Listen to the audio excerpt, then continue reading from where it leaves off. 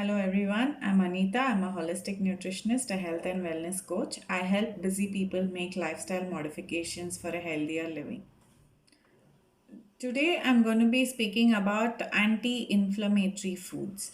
So, at the minute we hear inflammation, the first thing that strikes our mind is the C reactive protein, which is a blood test which, when we perform, it shows a level of the C reactive protein in that. The C reactive protein is a marker which says whether our internal inflammations are high or low.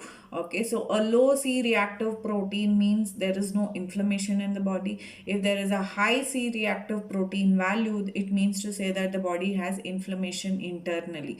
Now it is not, we are not sure as to where the inflammation could be. It could be in one of the organs, it could be in one of the arteries or vessels, or anywhere it can be. And it's also a marker that defines how good our heart system or our cardiovascular system is. So C reactive protein is one of the most important tests to be done when a blood test is done to understand if there is any internal issue with our body.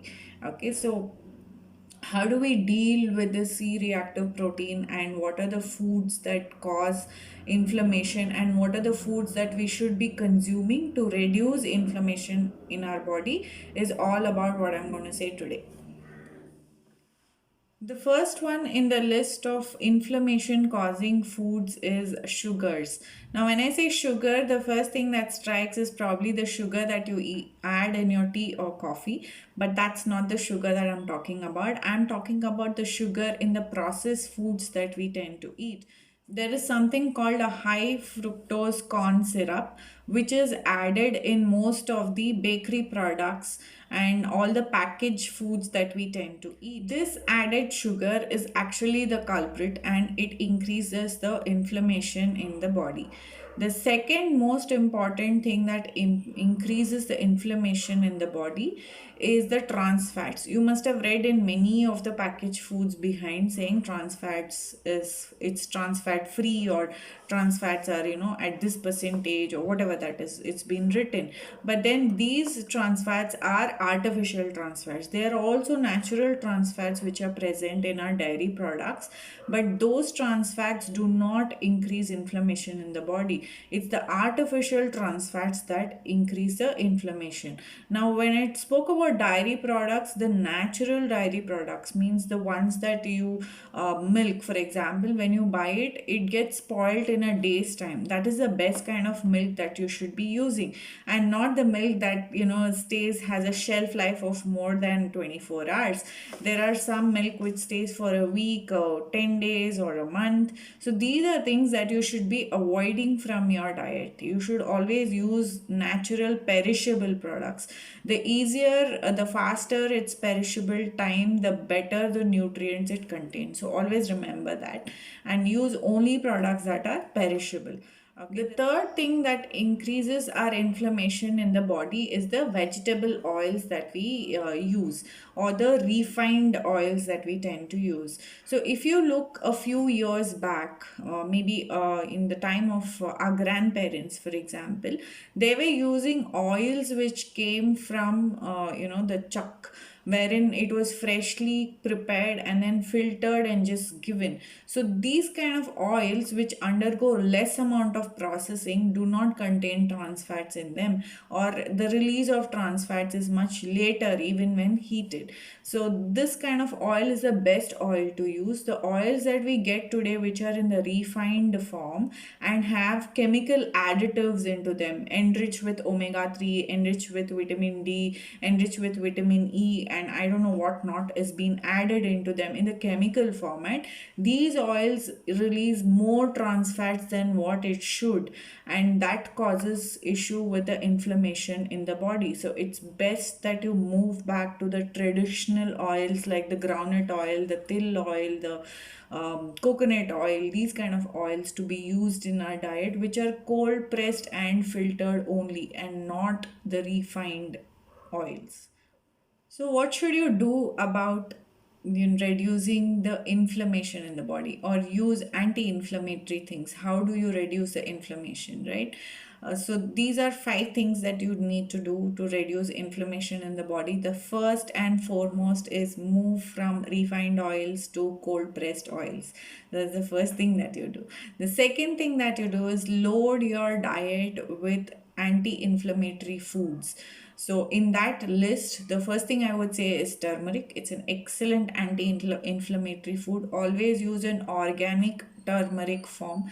If you can get the turmeric roots even in the dried form, and you can powder it at home, it's a very good thing to do. In case you're not able to do that, then consume an organic one. The minute you open the dabba of a turmeric, you should be able to smell the turmeric. That is how you know that it's a good turmeric and it's not just a yellow color that you're using. Okay, so turmeric is the first and foremost in the list. The second in that list would be beetroots. Including beetroots on an say at least 2 to 3 times a week is advisable, because it is a high anti-inflammatory food which has nitrates in it, which helps in reducing the inflammation in the body and improving the blood flow. Okay, so it dilates your blood vessels. It's really important that you use it. The third anti-inflammatory food is carrot. Now, carrot most of us use almost at least once a week, if not more than that. But carrot juice on an everyday basis with a pinch of turmeric and pepper can reduce your inflammation.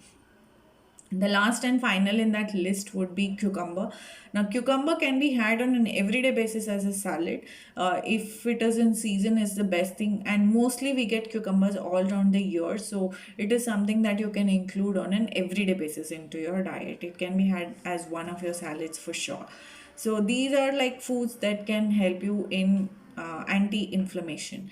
The next thing that you do is sleep well. Sleeping is a process that heals the body. So it's not just about resting, but also about healing your body. So after taking all these good foods, your body needs to heal as well. So you need to sleep well. Once you start sleeping well, the healing process will improve. So if you are highly stressed, then follow any of the meditation techniques so that you can start sleeping better, and this will reduce the inflammation in the body. The last and final thing is exercise every day, at least for 45 minutes. Per day, or at least 30 minutes, if not 45 minutes, at least 30 minutes a day, so that your body can fight these things. The stronger you get, the better the healing capacity. The better the healing capacity, the better new cells that are produced. So it's all a chain reaction that happens. So end of the day, it's about inculcating good food into the diet on an everyday basis, rather than trying to eliminate things out of your diet. Eliminate only those things which are processed, which are unnatural, which can stay for longer in the nature than it should be. Eliminate all the GM kind of foods. Eliminate foods that come in a package which says best before 6 months, best before 8 months, etc. Those kind of things should be eliminated out of your diet. Use whole grains, whole pulses into your food, and you should be doing great. Okay, so if you like what I say, then like, share, and subscribe to my channel, and we'll come up with new topics every day so that it can help you in making lifestyle changes for a healthier living. Thank you.